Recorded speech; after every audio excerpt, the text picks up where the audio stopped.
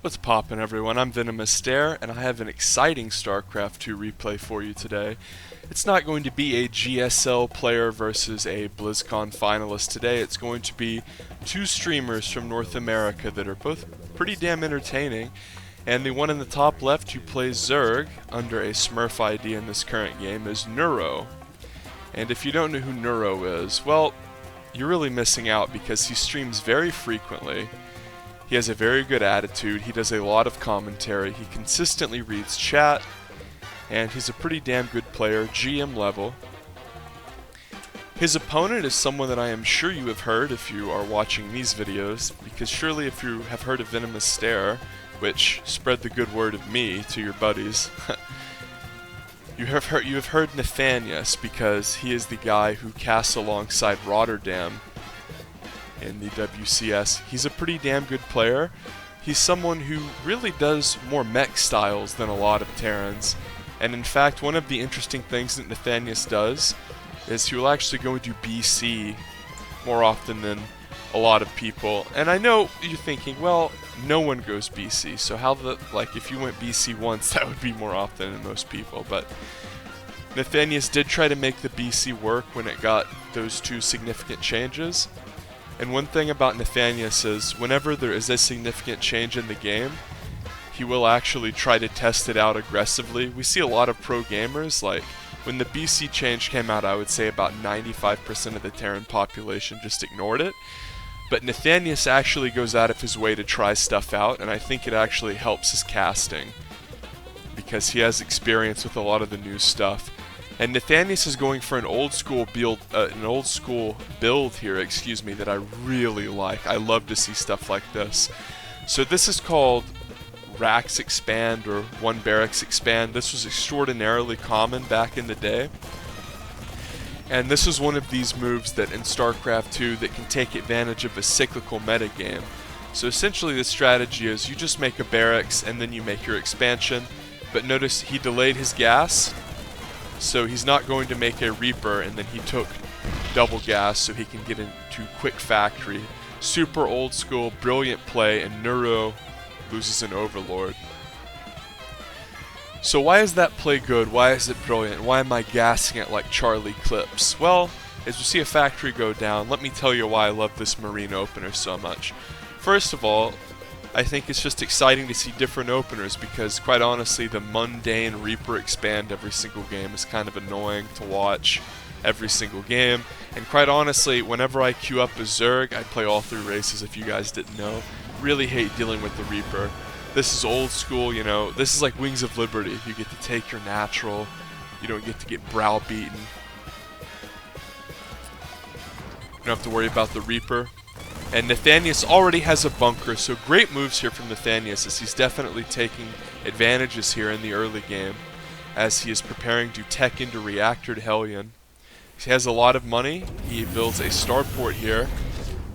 I was thinking we might see a CC as a lot of times off of Reactor to Hellion we do see a quick third CC, but with the placement of this Rax I would go ahead and venture to guess this is going to be a Hellion Banshee opener, because a lot of people who played this style, especially back in the era when this was popular, would love to go for Banshees because you can really keep Zerg off balance and keep them from massing drones up. And if they screw up and make a mistake, you can kill a lot of drones and do game-ending damage.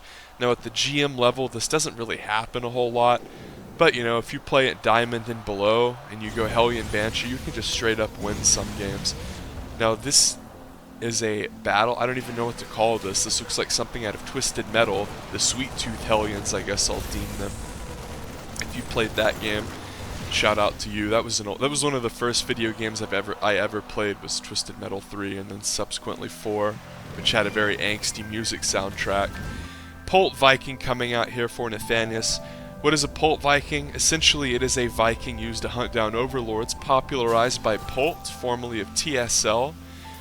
So to complete the thought about the Marine opener, it is so good because most Zergs expect Reaper, and that means that they're just going to kind of blindly be aggressive with their overlords and put them in very good spots. And that means that the Terran player can make a handful of Marines and just go hunting overlords because the Zerg is expecting Reaper, which means there will be nothing to shoot up for a very long time. So this is one of the ways that you can kind of take advantage of the metagame, which is Reaper Expand, and not do something crazy, you know, like a rough build where like one base, double factory Hellion, but just do something slightly different. And oh my goodness, I was wrong about the Banshees and I couldn't be happier. Battle Cruiser on the way for Nathanias, and the Pult Viking is ripping away at Neuro's attempted Overseer. Woo! That one's barely gonna get out. And that one was very close to dying. As we see some Hellion harass coming up here for Nathanias. Neuro has a plethora of queens, so it shouldn't really be an issue, to be honest. Nathanias can poke over. Hellions are... oh, we see some drones coming over. This could be bad, but Neuro was watching, thankfully. And this is a lot of Hellions. You do have to be very wary, because once you get about 8, if you run up into the main and natural, wow, you can do game-ending damage. With 4 and 6, you know, the Zerg, whatever. But Neuro, he does have a spine. One volley's going to occur, and beautiful defense there as he gets the Lings in front, but the Queens are, of course, very slow. They are Queens. So what is Nathanias going to do? He's going to kill some drones, and some scouting is going to occur. There is the Overseer blitzes through, but he's going to fly into the main. 5 drones killed so far. This is really bad for Neuro, because he really wanted to save his drones so he could tech into mutas. Now I know that sounds obvious, but you non-Zerg players, listen up, because this is an important lesson. Whenever the Spire finishes for Zerg, and this is especially true whenever the enemy is going for an extraordinarily annoying era build, like Banshees or BCs in this case, which is obviously rare, but you really want to pump out as many of those as possible, and it's going to be Corruptors. And the reason that is because, I guess, does he know that Nathanias is going BCs? Because he hasn't seen the Fusion Core over here.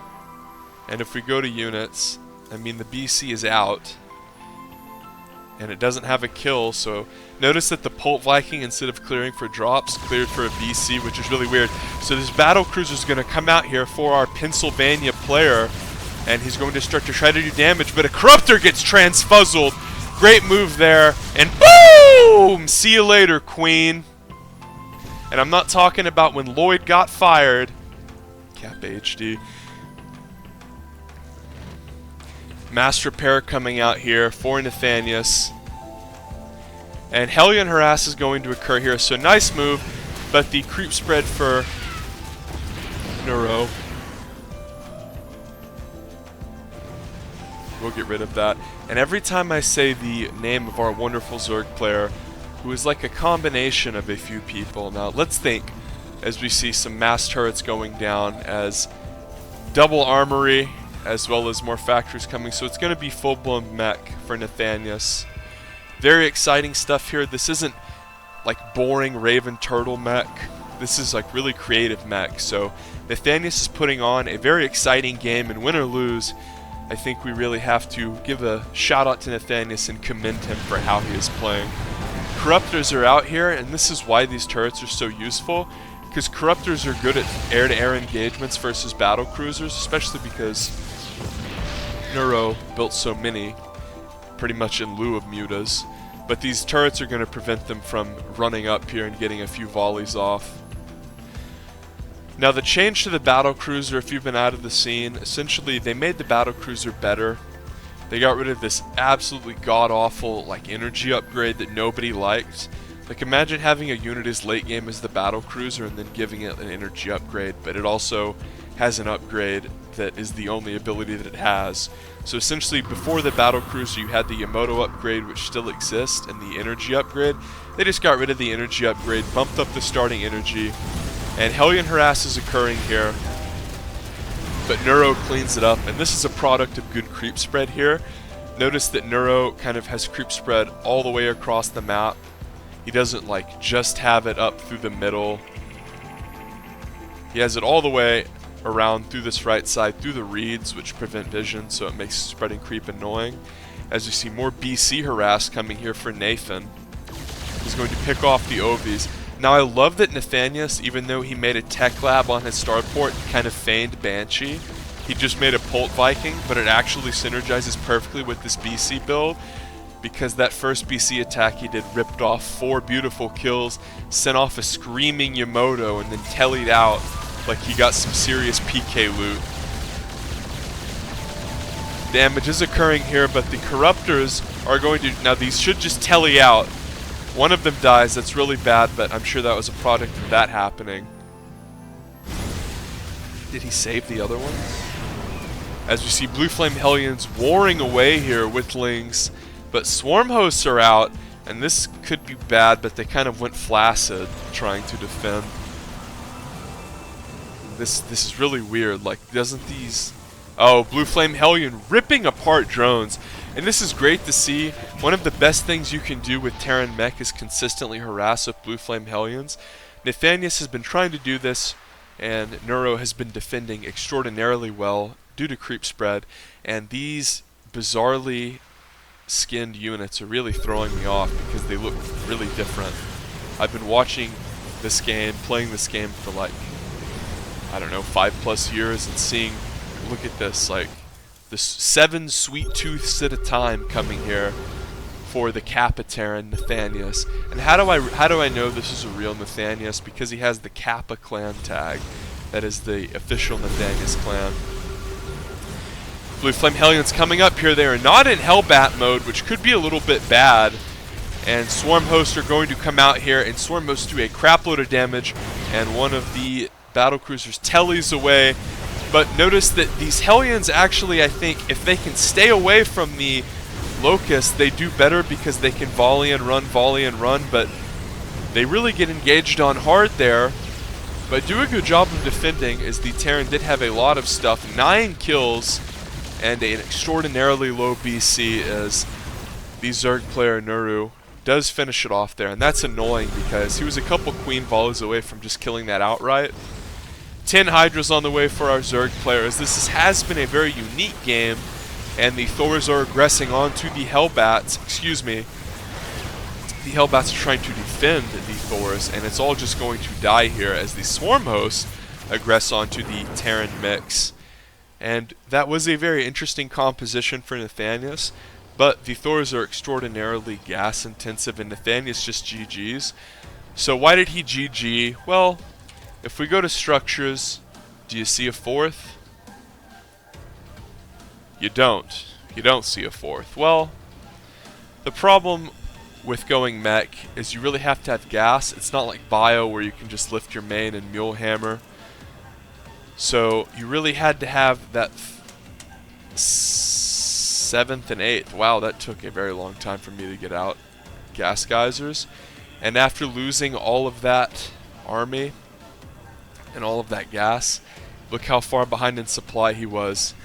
The Zerg was basically just going to A-move across with a beautiful army. So it was an interesting style here for Nathanias, but he is defeated. And if you enjoyed this, make sure you share the video, tell your friends about this video. It was a very unique one, and make sure you subscribe for more so you don't miss the next casts.